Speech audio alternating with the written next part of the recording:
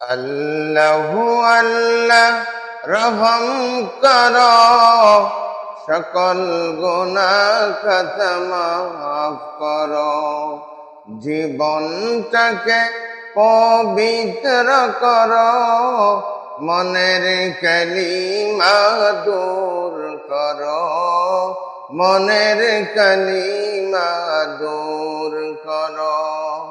আল্লাহু আল্লাহ रहम करो, मुझे मौला कबूल करो, মনের কালিমা দূর করো, জীবনটাকে পবিত্র করো।